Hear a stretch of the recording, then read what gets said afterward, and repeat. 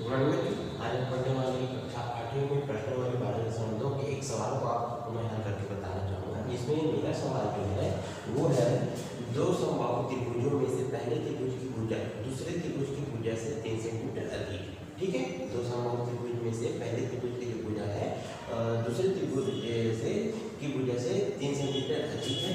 ठीक है, एवं दोनों त्रिभुजों के परिमापों का अनुपात 5:2 है। तो त्रिभुज की भुजाएं ज्ञात की।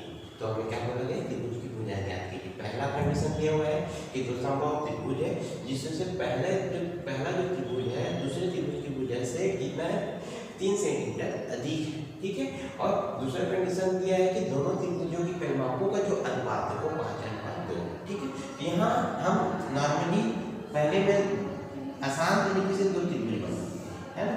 एक त्रिभुज बना के बहुत अच्छे से आप समझ सकते हैं। ये आपका दो त्रिभुज है। ठीक है, अब ये आपका दो त्रिभुज है। ठीक है, यहाँ तक बोला गया दो समबाहु त्रिभुज। समबाहु मतलब जिसकी सभी भुजाएं बराबर होती है। ठीक है, दो समबाहु त्रिभुज जैसे पहले त्रिभुज की जो भुजा है दूसरे त्रिभुज की भुजा से 3 सेंटीमीटर अधिक है। तो यहाँ हम हल करके मान लेते हैं कि माना कि दूसरे त्रिभुज, ठीक है ध्यान से देखिएगा, माने कि दूसरे त्रिभुज की भुजा क्या है, x। दूसरे त्रिभुज की भुजा क्या है, x। ठीक है, यानी x सेंटीमीटर में मान लेते हैं, यहाँ लिख देते हैं सेंटीमीटर में काउंट होता है ना, इसलिए हम x सेंटीमीटर मान लिए।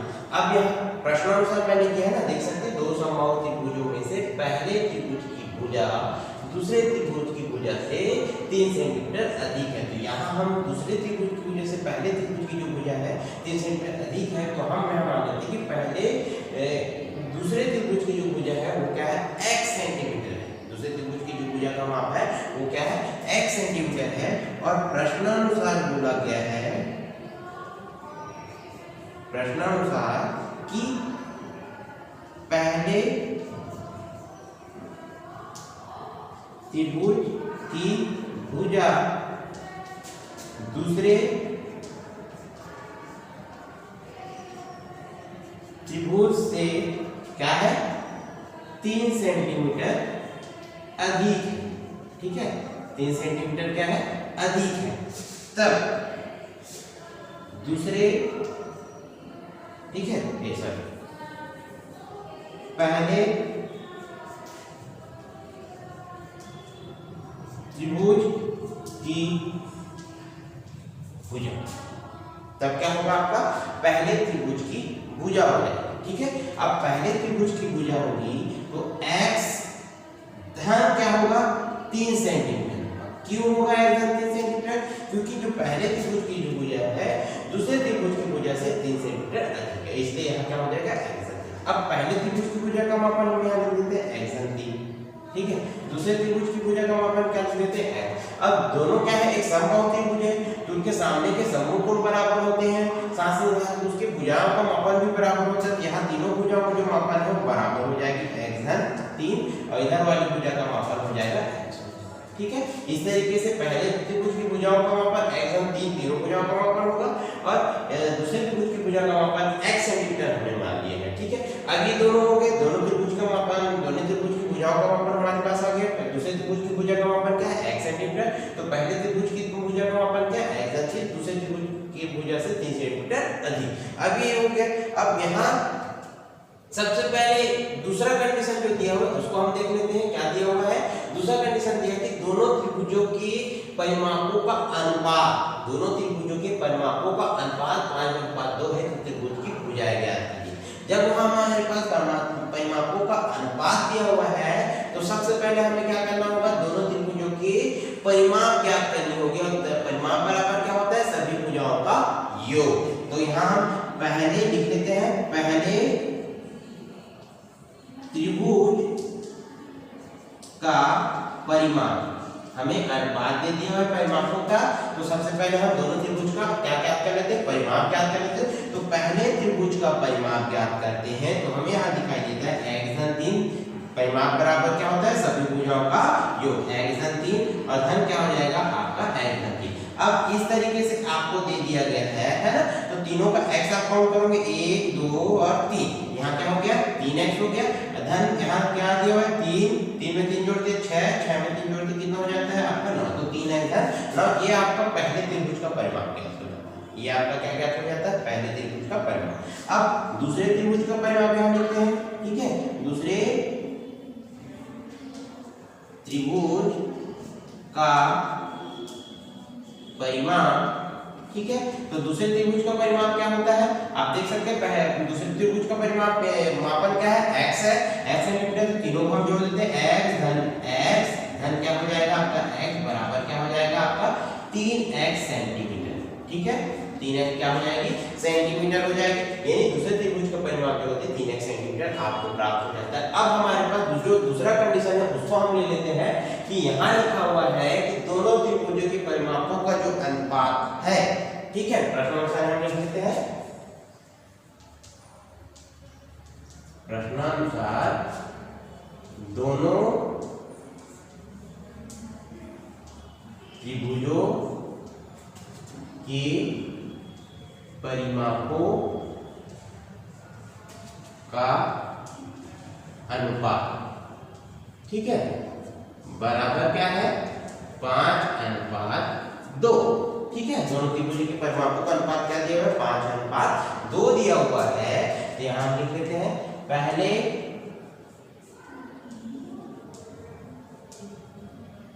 त्रिभुज का परिमाप, ठीक है, अनुपात होगा दूसरे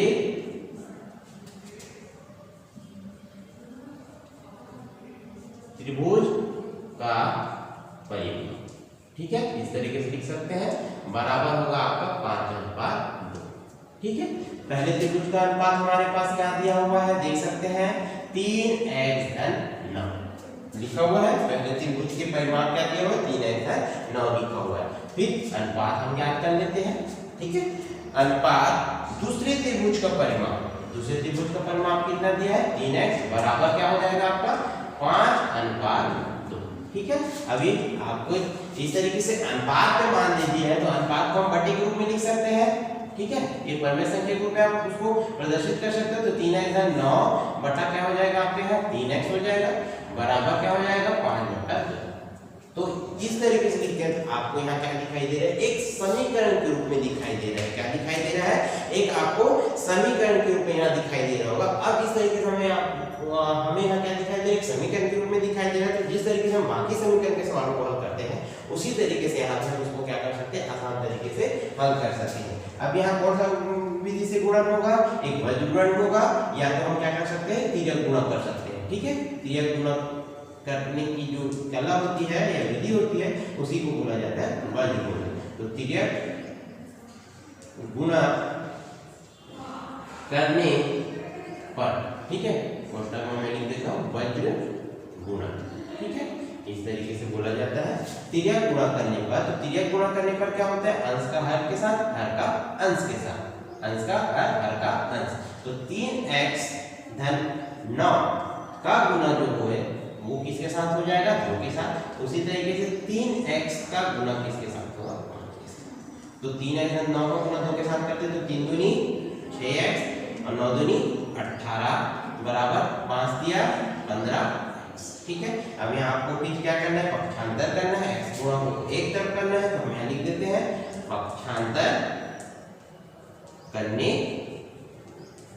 ठीक है, पक्षांतर करने पर लिखते हैं तो यहाँ क्या आ जाता है आपका 6x ऋण यहाँ क्या हो जाएगा आपका 15 बराबर क्या हो जाएगा आपका, ठीक है। अब 15 में हम 6 घटाते हैं तो कितना बचता है आपका 9x बराबर क्या हो जाएगा आपका 18, इधर पक्षांतर होगी और इधर है ना, तो दोनों क्या हो जाएगा ऋण लगेगा, ऋण और ऋण हम काट देते हैं, ठीक है, इस तरीके से।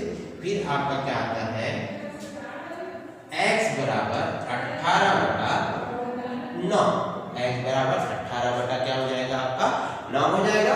अब 9 के पहाड़ा में 18 कितनी बार में आती है 2 बार में आती है, तो 9 दूनी क्या हो जाएगा आपका 18। तो x बराबर एक अज्ञात राशि x का मापन हमारे पास क्या प्राप्त होता है 2 प्राप्त होता है, हमारे पास क्या प्राप्त होता है 2 प्राप्त होते हैं, 2 सेंटीमीटर हमारे पास प्राप्त हो जाती है x एक्स का मापन। ठीक है, ये हो गया आपका एक्स का मापन। अब हमें क्या करने के लिए बोला गया, दोनों त्रिभुज की जो भुजाएं हैं उनका मापन करने के लिए बोला गया, त्रिभुज की भुजाओं का मापन करने के लिए बोला गया। त्रिभुज की भुजाएं क्या है वो हमें ज्ञात करनी है। तो हम पहले यहाँ देख लेते हैं कि पहले त्रिभुज की भुजा का मापन कितना हमने लिया था, x घन 3, और दूसरे त्रिभुज की भुजा का मापन हमने कितना लिया था, x लिया था। इस तरीके से हम यहाँ लिख देते हैं, पहले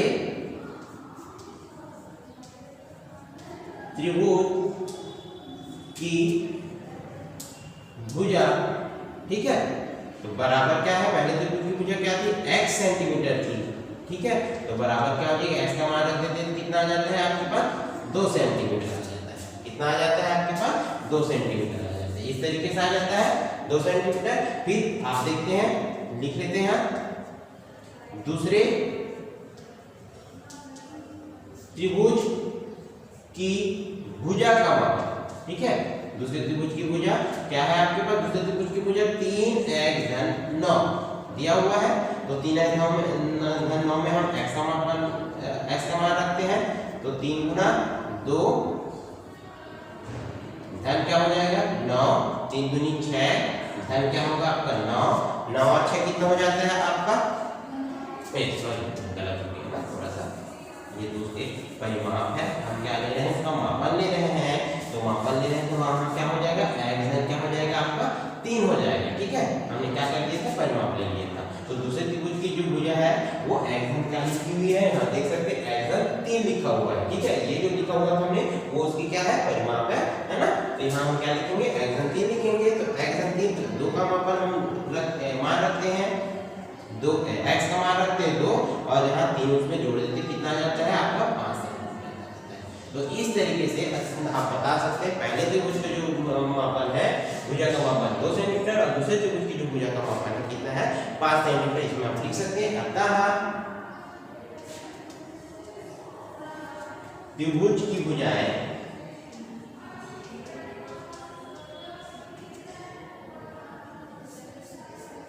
त्रिभुज की भुजाएं कितनी होगी, 2 सेंटीमीटर व 5 सेंटीमीटर होगी। ठीक है, ये आपका क्या है, आंसर है। तो इस तरीके से जो सवाल दिए जाएंगे आप उसको आसान तरीके से बता सकते हैं। तो ये वो हमारे आज के टॉपिक में प्रश्न वाली 12.2 से एक सवाल जिसमें लिखा हुआ था कि 2 समबाहु त्रिभुज में पहले त्रिभुज की जो भुजा है दूसरे त्रिभुज की भुजा से 3 सेंटीमीटर अधिक है, और दोनों त्रिभुज की भुजाओं के परिमापों का अनुपात जो है 5:2 है। तो त्रिभुज की भुजा ज्ञात कीजिए बोला गया था। तो यहाँ इस तरीके से अगर आपको सवाल दिया जाता है तो आप आसान तरीके से हल कर सकते हैं। ये वो हमारा आज के टॉपिक में। ठीक है, तो आज हमारी क्लास में समाप्त करते हैं। धन्यवाद।